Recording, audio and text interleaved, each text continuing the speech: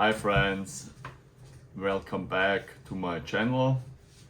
My name is Thomas and I'm a rare fruit collector from Austria. Today I brought 10 different Annonas, and yeah, who don't know about Annonas, the Cherimoya is in this family, the Guanabana is in this family, Squamosa, but I brought some a little bit more rare ones. So let's start with the first one. This one is Annona spinenses, or beach apple. I think they call it beach apple. This one loves to grow in dry conditions or in sandy soils. The fruit, when it gets ripe, it's orange and looks really pretty, really pretty. For me, this one isn't growing as well as other Annonas because of the cold season. This seedling is from last year and it's really small. It grows barely, not fast, not good. It don't dies, but it's not happy. The next one is one, or they say one of the best Annonas. It's the Annona salzmanii. This seedling is from this year. It's also a dry loving Annona. It's also growing really slow for me, but this one looks a lot better than the other one. When the fruit gets ripe, it's like yellowish, somewhat like that.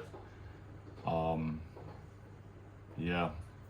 Then the next one is Annona bahiensis.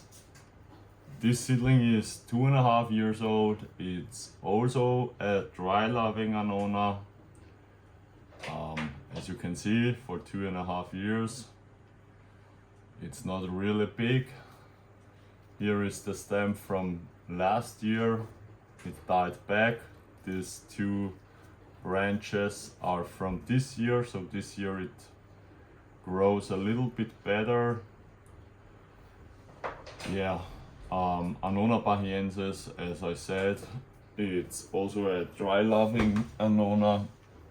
Maybe this year I will try over the cold season to give the dry loving species something like a dry season, so I don't water them for maybe 2 months, or I will only water them a little bit, so maybe it helps. The next one is Annona papilionella. This one is also one of these that aren't really happy. It was dying. These little growths are from this year, so I think it's also a Annona that loves dry or a dry season. Or maybe I should change the soil, I don't know. I will try both. Then I have a really rare one. This one is Annona neochrysocarpa. It's from this year. This was the first growth and these two came later. I think some snail or something like that loves the leaves of this one because they got eaten. Yeah, Annona neochrysocarpa, also a nice one. I hope next year it will grow better or stronger. Let's see. Then I brought you to show you Annona dolibripelata. It's also one that last year, this is the stem from last year. It grows, died back over the winter, and these two stems are from this year. So yes, also Annona that don't grows really good for me here. I don't brought the Annonas that are growing good for me, because a cherimoya or a atemoya or a squamosa, it's something easy to grow. It's something to get easy the hands on. So you know, for cherimoya fino dieti or atemoya the Gefna, African Pride, Lisa, and so on. It's easy. I have a grafted the moilata, so the cross between atemoya and a red sugar apple. It's grafted on a big tree. This tree is 2 meters big, so I don't wanted to bring it in, because as you can see, these Annonas are growing better and they are pretty big. And yeah, the next one is Annona longiflora. This seedling is, I think, 2 years old, and look how big it is. Big stem, 2 big main branches, nice big leaves. I love this Annona. Next year I will try to graft this one onto Annona glabra, the pound apple.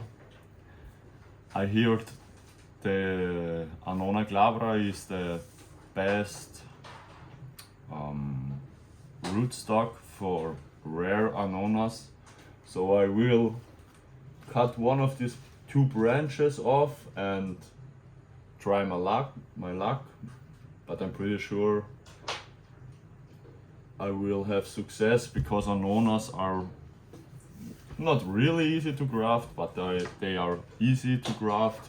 The wood is soft, so you can sharp it easier than plinia. Plinias are harder to graft, or Eugenias are really hard to graft, or they are really hard to propagate from cuttings or from to graft. So yeah. And the last one, these 2 are the same, are Annona diversifolia or Ilama. The one on your side, on the left side, is a Genova Red. It's a grafted one, and on your right side it's all white. What's the difference between these 2? The all white has white flesh like snow, and the Genova Red has red flesh. But how can you see when you are buying a grafted plant and the seller is saying you it's a Genova Red or a purple one? These plants have, I hope you can see that, on the stem of the leaf, this color, this little reddish color. If they don't have this color, they aren't red or purple. They have a other color, because on the white one, as we can see, there isn't any color, or they are green, so that means the fruit won't have a color. It's white or whitish. So remember, if you are buying Annona diversifolia or the Annona squamosa, the red one, the leaf stems have a little bit of a coloration. If not, it's the green type or the normal type, the standard type. The grafted Ilama, the Genova Red, I grafted on a Cherimoya rootstock. A lot of people told me that's not an ideal combination, but as you can see, it healed really good. This graft is from this season, so from this spring. I think I grafted that in May, so in 4 months it grows this big. So for all European Annona lovers, go ahead and graft some Ilamas. They are growing really good in Europe.